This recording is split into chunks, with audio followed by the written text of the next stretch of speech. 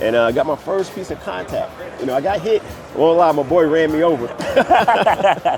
How impactful would you say it is for you to say, I don't know? I think it's one of the most important. I actually share this with my 2 sons, and I tell my oldest son all the time, I say, it's powerful to say you don't know. If you don't know, tell somebody you don't know, and then they'll share it with you. A lot of times, other people don't know either, and they're just as happy. Right? All right, you guys, we got the best guest in the world with us here today. I've been trying to do this for such a long time. We're joined by the one and only Alexis Moreland. Thank you, Alexis. Appreciate it, man. Appreciate it, man. Appreciate it. Glad to be here. Alexis, everybody's curious about your story. Everybody on the team loves you. You're just a ball of energy. Everybody wants to be around you. Can you just introduce yourself real quick to the audience? Let them know exactly who you are, your background, how you actually got into this business. Yeah, absolutely. So my name is Alexis Moreland. I got into the industry in 2008. I actually have a degree in advertising from the University of Southern Illinois, SIU. Traditional marketing. And when I got done playing football, 2005, I had to transition into the real world. And so I found affiliate marketing through QuickBooks. And it was new. It was something that was more interesting than traditional marketing. And I just took to it, like fish to water, man. And I got to it, loved the money, loved the atmosphere, loved the people I met. And I just really dug in. Yeah, and been doing it ever since. Almost 20 years now. Damn, I love that. Yeah. Now, going back, you said you was in the NFL. Go ahead and take us all the way back, Alexis. Yeah. Where'd you grow up at? How did you start playing football? How did you get in the league? How did all this stuff start to happen? All right, yeah, so I'm from a small town, Sarasota, Florida. Grew up there. Football was always a passion. Always wanted to play. My dad wouldn't let me play early on. He didn't want me to get hurt. Yeah. Right, so I played a little baseball. And then around 10, I just kept begging him, and I got my first piece of contact. I got hit. Won't lie, my boy ran me over. But I jumped up, and I fell in love with it, man. I love that physicality of the sport, and that's when I just took off. And so kept doing that. High school, I went from playing offense. I was a running back, a receiver. Transitioned over to safety, because I just love to hit people. and then that was kind of all she wrote for high school. Got a scholarship to SIU. The Salukis went up there, and we turned the program around. It was a school that hadn't won in about 20 years. Went up there, my coach, Jerry Kill, brought in a great group of people, had some great teammates. Bart Scott, who played for the Ravens, was a teammate of mine. Later on in 2003, after 2 losing seasons, we went worst to first. Won 2 conference championships. Brandon Jacobs, another great teammate, came and played with us. And then it was off to the league. Free agent, right? Went to Tennessee, Tennessee Titans. Ended up getting cut, right? But this is where the story begins, right? Yeah. I fell back onto my degree. So I had my marketing degree, or advertising degree. And I was like, okay, let me figure out how to really put this together, right? Like, that isn't the end of one dream, right? And so I did that, came back home, applied for some newspaper jobs. I was traditional media, used to newspaper, radio, and then I found QuickBooks, right? I didn't know what affiliate marketing was. I was like, what is this? And PPC and everything. I did my research on it, got hired by Laura Paff, who is now Laura Miller.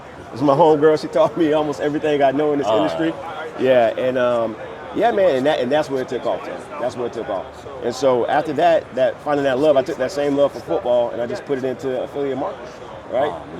And it's just it's been that ever since, man. All right, so let's keep going, Alexis. So what I'm extremely curious about, that I think our entire audience wants to know, is like, what was that initial introduction like into the industry?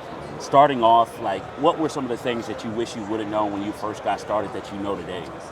Man, you know what? When I first got into it, I think it was a lot of phone calls. We talk about this as a phone call business, right? And so I was used to getting on the phone. I'm a people person. I like contacting with people, connecting with people. And so I don't know if there was anything I didn't know back then, I didn't know now. I think it's kind of better to come in fresh, right? Like, to not know, to be a little curious, to get on the call and kind of figure it out. Then people trust you more when you're not trying to be overly confident and know everything. So I could get on the phone, I could talk to an advertiser or a publisher, and they may say something I didn't know. I say, explain that a little bit more, expound on that. I don't really understand what you're saying. And they're like, oh, for real? And they I think they feel better about sharing that information with you, right? And so that was one of those moments where I realized I didn't have to understand everything, right, to really get into the industry and really gain the trust of advertisers and publishers I was working with. I just had to be genuine. I had to be me, right? I get on the call, my personality showing through. I understood what I understood, and the things I didn't know, I asked. And then I gained that knowledge. And then, Man, there's so many people that are so scared to say they don't know. yeah. So many people that are scared to say they don't know. Like, Alexis, how impactful would you say it is for you to say, I don't know? I think it's one of the most important things. I actually share this with my 2 sons all the time because, kids think they know everything. Yeah. And I tell my oldest son all the time, I say, it's powerful to say you don't know. Yeah. Right? Because if you don't have the information, why fake it? Right? It'll lead you to ruin, to destruction. Right? And so get the information. If you don't know, tell somebody you don't know. And then they'll share it with you. A lot of times, other people don't know either. Yeah. And they're just as happy. Right? Right? You say, hey, I don't know. They say, I don't know either. And then you figure it out together. Yeah. And then that's a stronger partnership. Right? Like, well, if you don't know, let me go look that up. Let me go figure it out. And I come back to the table, I figured it out. This is it. You share the information, they're like, wow. Instead of like, oh, you try to talk around it, you don't really sound that intelligent. Exactly. And then if it's not the real, and they find out later what the real is, you look stupid. Very so. No, I feel that. Yeah. Now, fast forward a little bit, Alexis. We came across each other, I don't know, was it about a year ago? Yeah, about a year ago, yeah. Damn. Yeah. It was the best thing, and I tell everybody this, Alexis, you were the best thing that happened to me last year. You were the best thing that happened to me last year, and you came at a perfect time when we were really starting to accelerate the growth and progression of what we were building today, which is our media broker program. And you came in all in, and I'm forever grateful for that.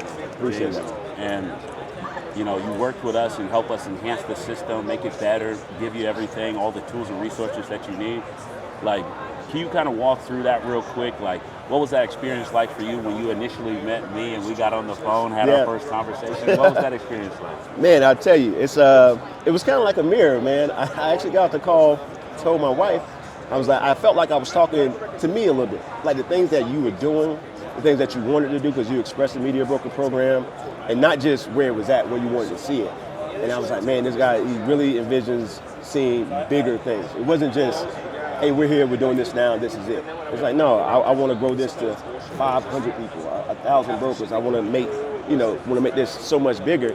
And so I really took to that, right away. The honesty, right? You got on the call, real chill, laid it all out, and I just that I knew right then. I was like, I'm gonna be able to give my all here because you already told me everything, right? You laid it out flat. There was no faking.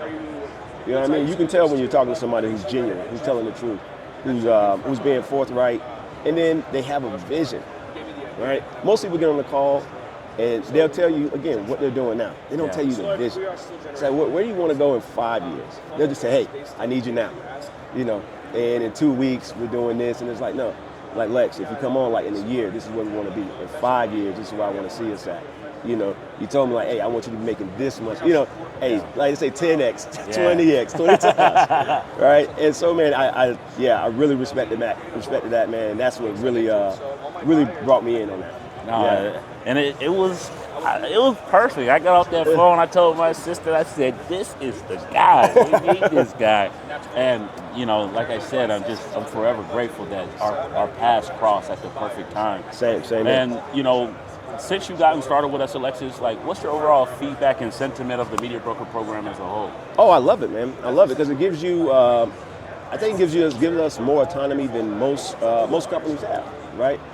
You guys really put faith and trust in the broker to handle business, right? And sometimes some things can be so restricted that you can't get things done, right? So we're looking at stats. We have the platform to actually go in there and create the offers, right?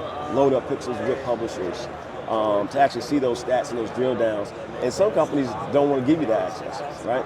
And I love that, and the team's great. Those meetings that we have and getting the numbers back from everybody and really having that team environment to go help other people, to bring on other offers. And there's healthy competition everywhere because everybody wants to compete. I think, everybody wants to have big days and big numbers, but at the end of the day, it's the team. And so we know, my numbers, your numbers. If I help your numbers get bigger, my numbers get bigger. Team is we go to the championship, right? It's like, get to the Super Bowl.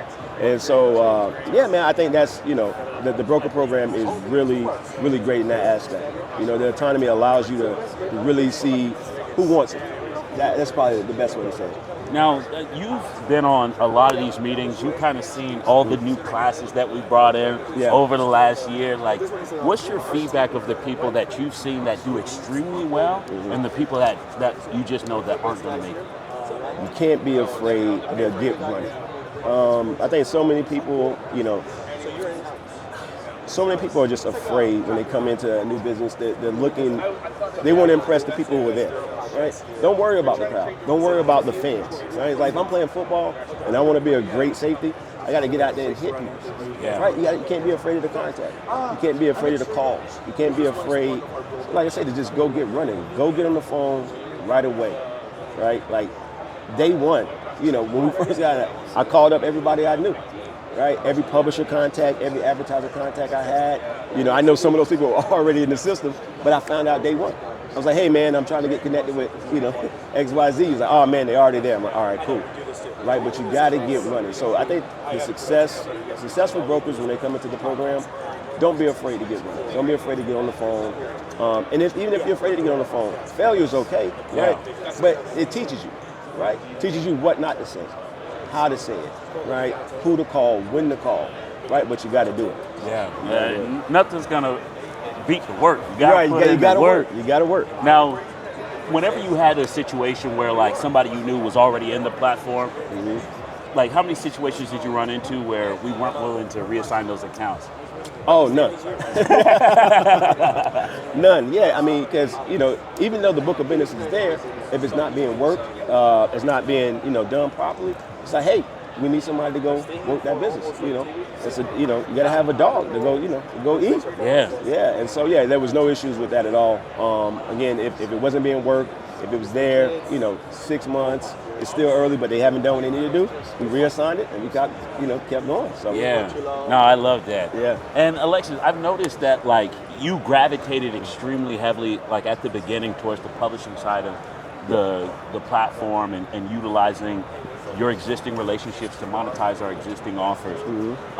In your past experience working with some of the other affiliate networks, was that kind of like your core focus always? And do you feel like, how can I put this? Do you feel like at any point like you could only focus there and be able to build a successful book of business and make a lot of money? I think I could. I think so. At other networks that I've worked with, I was actually the advertising director when I was first at ClickBoot. I ended up becoming an advertising director, but I was an advertising rep, so I dealt only with advertisers on that side of buyers. And what I found out is, you got to have traffic, right? You can have the best offer in the world, but if you don't have traffic, it just sits there. And so I started really working on the publisher side. I've driven traffic myself. I've bought media myself. And so when I first came in, I wanted to make sure that I had a traffic source for the offers that I was going to eventually source later on. And I knew if I can build those relationships, bring those people in, they're testing one offer, a great publisher can run multiple campaigns, right, across different niches. But once you built that partnership up and that trust, you can get them into those other offers. And so the goal after that was to start bringing in some of the advertiser side. Could I build a lucrative business, for myself and maintain just on the publisher side? Absolutely, 100%. Because as long as there's traffic, like there's always money. Always. Yeah. So for sure. And I love that. And you added another dimension to the business where our biggest product type historically has always been calls. And like 2 years ago, I told Reda, it's like, we got to start pushing traffic. We got to start pushing traffic heavy. And you were one of those missing links that really kind of brought that together where we could really explode in traffic. And you've been a resource and a mechanism and a voice in the company to help everybody else that's really trying to crack that code on traffic. What are some of the most common questions that you constantly get from either new brokers or people that are trying to onboard new partners that don't necessarily know how to vet traffic? What are some of those things that people are typically coming to you for? Yeah, it's probably the number one question is vetting traffic, right? Is the traffic good? Is it going to be quality? And how do you know? And for me, a publisher will tell you, they'll show you. A good publisher, a great publisher, they know where their traffic's coming from. They can show you their landing pages. They can show you their creatives. One of the tools or tricks I use is for landing pages. If there's a publisher running a pre-lander, it has traffic to it, right? It's going to have traffic to it. And I can always go to a similar web. You know, that's one of my tools or little tricks. And check it out. I just want to see some previous traffic, right? But yeah, I think it's vetting the traffic is probably the number one question I get from new brokers and new people is I just want to know if it's going to be a quality publisher. But a great publisher would let you know. They won't give you the runaround. They talk straight. Like I say, there's the three things I operate on with publishers: clarity, transparency, and speed, right? I always tell them, like, hey, be clear with me, I'll be clear with you. You know, where you run it. You know, what's your source, right? Transparent. Hey, have there been any issues with this traffic? Like, no. Have you had any lawsuits? Right? Want to figure those things out early. And if they're willing to be transparent with you and clear with you, then speed is money, right? And then you can make money. And so those are the things I rely heavily on when we're bringing them in. And those are the questions I usually get from new brokers about quality. And I just say, hey, they'll tell you. Great publishers, good publishers will give you that information, no problem. I love that. And I do think that's constantly a thing that comes up and up and up in conversations as far as how do you vet these guys? What do we need to ask? How are we going to make sure that they don't fuck us? Like all that type of stuff is where I think a lot of people really get scared. Now, let's go back, Alexis, and I want to kind of create a roadmap real quick. Like, how would you describe the media broker program differently than some of the other affiliate manager or advertiser management positions that you've been in your past? Yeah, I think, again, I think the autonomy of the program is really big.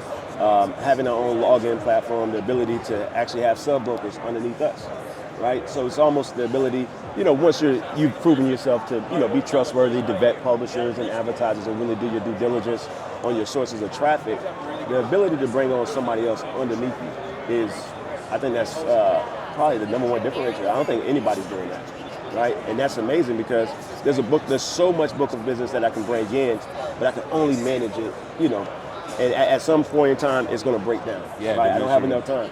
And so if I can pass along my information and my knowledge to somebody else that I know is going to follow, you know, my three points, the clarity, transparency, speed, and really put in that work, like I can bring in business and still get a part of that business while they make great money. And I can be a mentor to them, and then you just kind of scale that. So that's, you know, imagine going somewhere where you can have your own book of business and then have people underneath you making you money while you sleep. So it's I love this business. You can't do a lot of this stuff in other places. Now, Alexis, I know you've had a ton of opportunities being able to work with a lot of different people in the business. What have you learned the most about this business that you have adopted into your own personal life? I think it's the most, clarity, transparency, speed. I came up with that not out of a whim. That's kind of what I've learned takes you the furthest in this industry, right? Just being transparent, being truthful, being clear about expectations, right? We talk a lot about setting expectations with partners.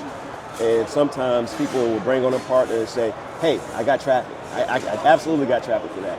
And if I don't have it, I'm just going to tell you I don't have it, right? Now, I'm not going to say I won't go get it, right? I'll go get it. But we may not have it right now, right? And then if we have it and your payout's too low, I'll tell you. I'm not going to bring it on and just let it sit there and say, oh, I don't know what's going on. Hey, you need to have your payout up, right? These are what the publishers are paying for traffic. You know, this is where you need to be at. So the one thing I've taken away from this industry, and I turned into my own personal 3, is the clarity, transparency, and speed of it. The industry moves fast, right? If something gets hot, you gotta be quick, right? And speed is money. And I think if you can adapt fast, right, you can be clear on what your expectations are for your advertisers and for your publishers or your buyers and sellers. And then, you're transparent about it all. I think that's what I've really taken away from the industry and just taken to my own core values. Man, I love that. Now, going into that real quick, that transparency spark especially, right? Mm-hmm. And that's been one of the biggest things for me is like, me and Reda really care about just making things as transparent as possible. Like, people think it's crazy, but like, me and my wife had joint bank accounts before we got married, Yeah, right? yeah. And the only reason why I believe in that, or I think that's a good thing, is because if I got it, I want you to know I got it. Yeah. If I don't got it, you ain't You gotta gotta ask me. remember. You ain't gotta ask me. And yeah. you know, I think that same thing applies to this business too, where like the only time you ever have problems with people or anything else is when communication stops. Agreed. And I think like the transparency piece, the more people are able to see, less questions they're going to have, the more they're going to be proactive, and the less problems ultimately are going to be a byproduct. Agreed. Of that. Like in terms of like transparency inside the platform and everything that we make visible, would you say that it's greater than what you've experienced in the past, or do you feel like there's some stuff that's still missing? No, I think I would say absolutely great. Like I said, the click down, the ability to drill down on some of those reports, some of the disposition stuff that we have in there is incredibly more vast than anything I've seen inside any other platform. Again, the disposition reports alone, like being able to see the AI and see why this call dropped. See the buyers in queue that dropped the call constantly, or who picked up a call and didn't hear that conversation and understand why it got billed. You say, okay, that's a great agent, right? This is a great buyer here. So like we can route calls there, and then I can get with my guys, get on the team and say, hey, you know, I might hit up Chris. Hey, Chris, man, hey, love that buyer over there. Let me route these calls over here, right? I don't think you can do that in a lot of platforms. I think I don't think it's purposely done. I just don't think the visibility is there for everybody else. Yeah. You Well, know? I think everybody's trying to make this shit a secret. If business ain't a secret, you know, like, and the more we've done this, Alexis, I've noticed that the circle's very small. It's a very small circle, and I feel like a lot of people are working with the same ones. The advertisers are very vast in the businesses that need the support, but the media is all typically coming from a very small group of people. Right. And with that, I think that there's some friction between, you know, expectations as far as buyer demand and where advertisers should be at. What are some of like the key things that you feel like are critical for like new brokers and new people to understand about managing expectations with advertisers? Great. I would definitely say you have to understand your business, your book of business, right? And so to manage the expectations, understand where those traffic sources are needed, or what traffic sources are needed for the advertisers. So advertiser, for example, may come in and say, I want plumbing. I want plumbing calls, right? Well, what do you want plumbing calls from, right? Because sometimes they'll just say, I want calls, right? I want plumbing calls. Well, do you want Google? Do you want Meta? Do you want TikTok? Do you want email? Do you want SMS? Do you not want any of those? Right, and figuring that out. And then once you understand that in your book of business, you have to be transparent, set the expectation. I only want email. Okay, hey, you know. You get a call a month. Yeah, right, it's gonna be a little slow, right? Why don't you want Google? I don't want somebody competing with us in our media buys on Google. Okay, well, they're not necessarily competing with you, right? It might be a little bit better than you've been doing it, right? And I know you want the traffic. Let's test this out, right? So understanding your book of business helps you set the expectations more clear with the advertisers on the front end. And then being transparent about it. You know, if they don't, if the window's not open, if they small caps, small currency caps, you have to let them know, hey, you may not get calls, right? The bids are too low. You're going to be you're going to be outbid, right? So understanding that up front helps you set the expectations. And I think that allows you to actually get those advertisers on board with payout increases, or concurrency cap increases. Because they've gone to so many places and been told, I can do it, I can get it. They don't get calls, and they never know why. Exactly. Right? And then they come to us and say, why didn't I get calls? I say, well, your concurrency was 1, and you're bidding $15 lower than everybody else. They're like, oh, I didn't know. I'm like, yeah, that's the problem. Like, you want a call? Like, this is what we have to do. And then when they get calls from you, because you were transparent, you were clear, and you moved fast, now they trust you, and now they can scale, and now we have business forever. Man, that's a true testament to life right there. Now, Alexis, you gotta give the people what they want, right? So last year, Alexis was Broker of the Year, you guys. Meaning he outproduced everybody in a very short time frame. Like, Alexis, when people are initially getting started, especially like in the broker program, what do you think their first like attack point should be in order to get productive very, very quickly, just like you did? Yeah, so the first thing I did was I went through, and if you don't have your own book of business, right? So the great thing about me, I've been in the industry close to 20 years. So I had a few guys, a few people that I could reach out to and kind of get started on that book of business. But I immediately went to LinkedIn, right? And I looked in the platform, again, all of the all of the visibility to figure out where our allocation was, right? Where we needed distribution, right? I focused on a set of distribution niches that I was like, hey, this is where I want to focus. Then I went to LinkedIn and I got to work, right? I started reaching out to people. I got on calls, got in meetings, and within the first, I want to say in the first week, I was live. I had traffic rolling. I say it's just work, right? But I think understanding again your book of business and getting that visibility that we have in the platform. If I was brand new and I didn't know anybody, when I came in, I saw 3 niches that I was like, hey, we have allocation here. We need distribution. I immediately went to work. I didn't have to know anybody. I knew some people. But if I didn't, I would have been on LinkedIn. I still would have had traffic going in the week, right? So yeah, it's about diving into the visibility of the platform and really seeing where you need to get started. Pick 1 to 3. Don't go everywhere. Yeah. Right? Don't go all across the board. Really hone in and focus in on a few of those niches that you're comfortable with, that you may understand, and go to work. Pound that pavement. Hell yeah. No, I feel that. And Alexis, like, we go to a lot of conferences. You've joined us at quite a few conferences already. Like, how valuable would you say it is to be in rooms like these, connecting with different people? Like, we're at LeaseCon right now. Like, Yes, sir. how impactful are these type of conferences, coming to meet people, shaking hands, kissing babies? Like, what's your feedback on that? Yeah, I think extremely, extremely impactful. People, we talk a lot on messages now. There's Teams, there used to be Skype and Telegram. But the personality doesn't come through, right? And so a lot of times meeting people in person, right, gives you that closer relationship, right? That understanding of like where I'm willing to go for you on this side of business, right? And I always tell, publishers, I have great set of publishers, producers, and on the advertiser side, hey, I'm willing to go find the business, right? Yeah. Right? Because this is how we make money, right? If you want to make money and you need to offer a campaign, I'm here at the show, right? I'm here at the show. I'm going to the booth. I'm saying, hey, I have distribution for that. Right, let's get going. I'm going to find a deal for you. From an advertiser standpoint, same thing, right? You need email traffic, I'm gonna go find it. I'm gonna go talk to one of my publishers. I'm gonna ask him, you got any friends that are mailers? And then we'll go meet. And we'll be at we may meet up at the Shade and Live bar, right? And you bump in and you get a couple referrals. And yeah, I think being at these shows is indispensable. I think you have to be here if you really want to scale and grow your business. I agree. I mean, I remember when we came to our first conference, I was a fish out of water. I was looking around like, oh man, where am I at? All these people, these are my type of people. And, a lot of people think that a lot of these conferences are so formal. You gotta be in suit and tie, you gotta be super stiff, shaking hands, have all these business cards. Like, what have you learned about working a show organically as opposed to in just being yourself and being human? Because like I feel like everybody around us is humans, and I feel like more often than not we overcomplicate that and try to put people on pedestals that they probably shouldn't even be on. Right, agreed. And I just shared this with Ron actually yesterday. Be genuine, be yourself, right? I've learned that being at the shows and genuinely being yourself.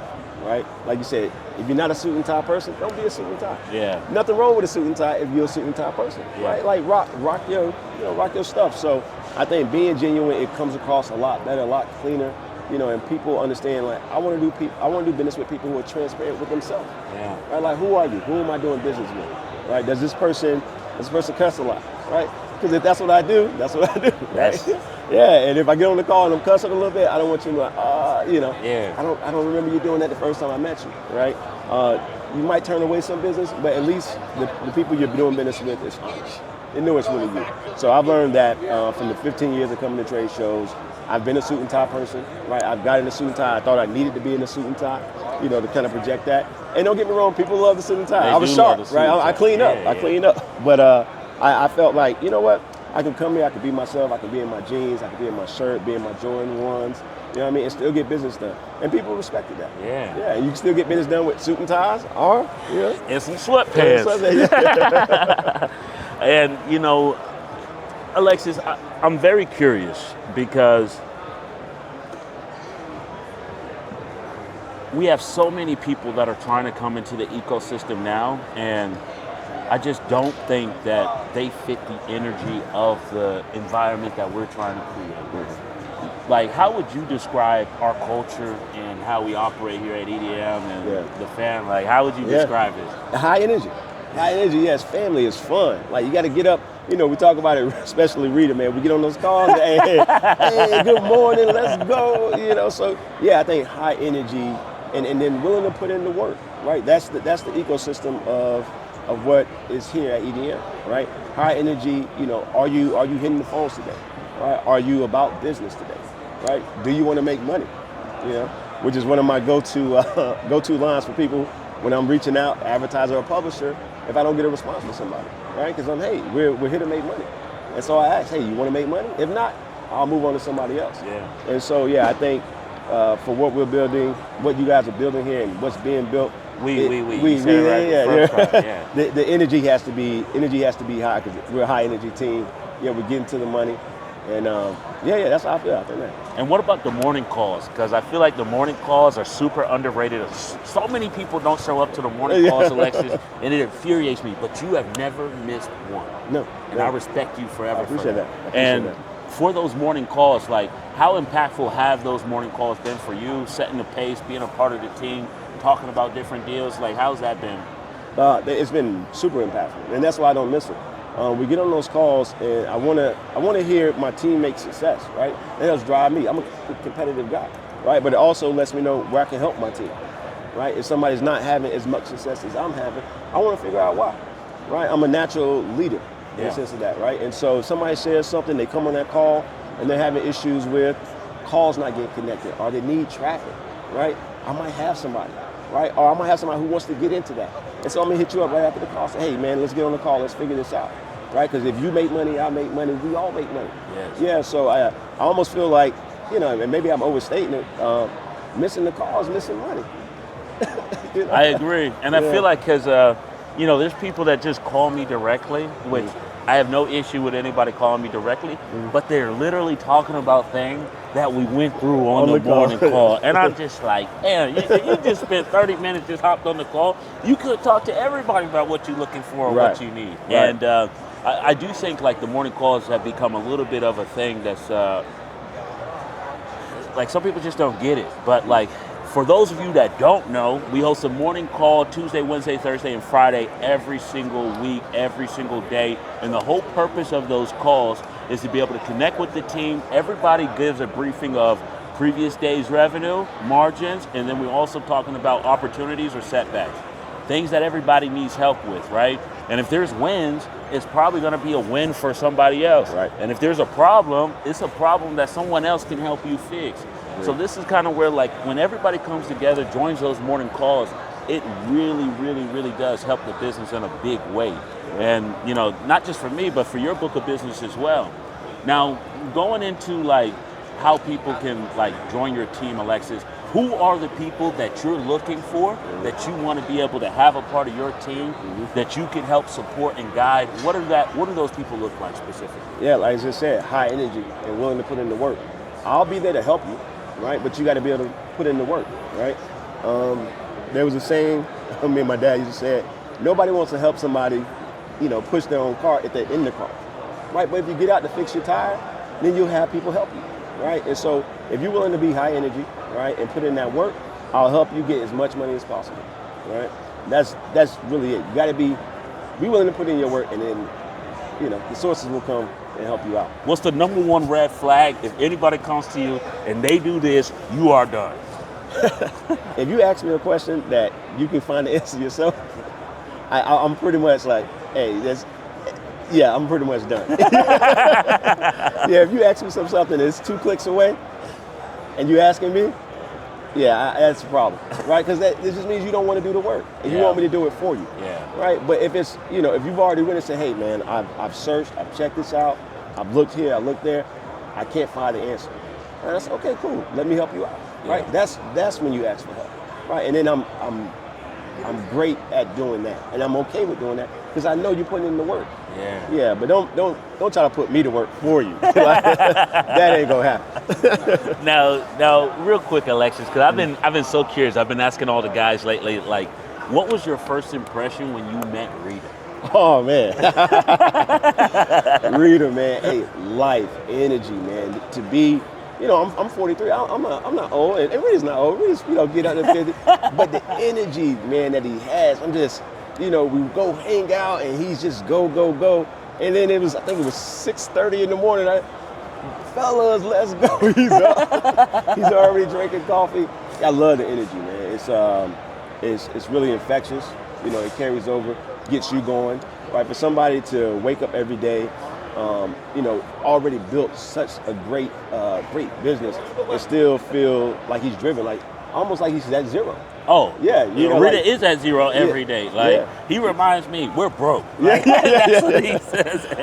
So man. Me and Reda was life changing, man. But I love him, man. I love the energy, man. Anytime I'm around him, it reminds you to put in that work.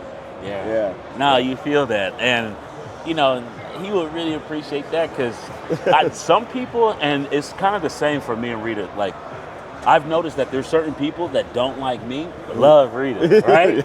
But there's some people that don't like Reda and love me, and it's just kind of one of those things where it's just like the personality's got to balance. Yeah. I feel like you're so fluid. Everybody loves you. Everybody loves you. I haven't met anybody that's just like, I don't like that guy. Everybody's saying, this is the man. Yeah. Now, going back to kind of like the team environment and kind of what we're building right now, there's a lot of people that I feel like really are struggling right now to find a transition in their life, and they don't understand what this business is or how it works. What would be the simplest way that you would explain how this business actually works? I would probably say, in the simplest form, I would say we help advertisers connect with customers through publishers who know how to find them. And then we optimize for quality and scale. Perfect, right? Yeah. So advertisers buy media, publishers produce it. And then we're the mechanism in the middle to bring the two together. And you guys, I don't want to overcomplicate this business because a lot of people don't understand the affiliate space and how much opportunity is actually here. There's more advertisers willing to spend money on performance than they are willing to spend money on retainers, right? And the big thing that we're trying to get to is increase these budgets. The higher we get these budgets, the more we can spend. Now, opposing to that is like if you're running a traditional agency model right now and you're charging fee for service for all your clients, you're honestly handicapping yourself in terms of what you can actually do, especially if you're good at what you do. If you're a publisher or an advertiser that's looking to have a new partner either for vendor management, or if you're looking for new offers that you could be able to run and monetize as a publisher, that's what the platform and ecosystem is truly designed to do. Now, let's talk about your family life real quick, Alexis, because you have a wife, you have kids, and like the lifestyle can be a little bit crazy. Like, how have you found balance with the lifestyle, and how has your family adopted that in terms of day to day? Man, my wife is the GOAT. Yeah, I love my wife, man. She's always just so willing to let me get the work done. She understands some days I have to work late, and I'm putting in a few extra hours to biz dev. I really get things going, and she just takes over, So she's allowed me to have that balance, right? In the sense of if I need to wake up morning, I say, hey, babe, I got to get up at 6. I got to hit the coffee shop. I want to get this thing going, right? She'll make sure that our son is awake, that he gets to school on time, even when she's working, right? She's a physician, so her schedule is set 2 months in advance. She works 140, 150 hours a month, and so she has her own plate of things, right? And the same thing with my kid. He understands it. He actually sent me a message, before he went to school this morning. Told me have a great day at the show, right? Oh, that's yeah. So, they really understand. They see what I do. I'll have the laptop in the bed some nights, and he'll come in to give me a hug. He's like, "Oh, you working? You doing?" I say, "Yeah, son, I'm working." But he understands what it's for. Now, do you feel like the business has provided more flexibility for your life and lifestyle, or do you feel like, it's taken away from the freedom and the ability to hang out with your family? Way more flexibility. Because of the way we operate in those team meetings. I may come into the team meetings, get those numbers out, let you guys know where I'm at, book of business is running, and then at 12 o'clock, my son needs to get picked up, right? Or I coach a youth football team right now. I'm helping that out. And I'm able to like leave at 4:30 and get that done and really, impact the community, right? And help my son be better in sports. And my team is helping, is helping carry that weight, right? Like, how many times have I called you? Man, I called you up and said, hey man, can you get this thing? You say, I'm on it, right? How many companies can do that, right? It's just, this is the flexibility that this industry and that this business allows you is just so much greater. That's part of the pay too, right? I think a lot of people underestimate that. Having to go clock into an office and just be there and not be able to move around and get things done is a hindrance. And no matter how much you make, if you have to be right there at that moment and you can't do business from your phone, that's a setback. And I feel that big time. Like, I'm super curious, Alexis, because it's kind of like. I feel like I'm a big proponent of leading from the front. Right. And like, there's nothing I would ever ask anybody to do that I'm not willing to do myself. Yeah. And I do feel like that's something that you also share, because there's been a lot of situations where people are coming to you for advice and support, and it doesn't directly benefit you sometimes, but you still offer that helping hand. Right. Like, where does that come from?